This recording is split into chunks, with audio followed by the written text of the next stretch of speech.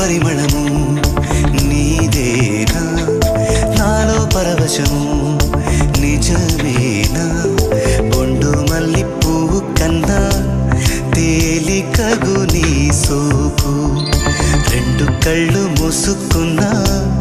లాగు మరి నీ వైపు సొగసును చూసి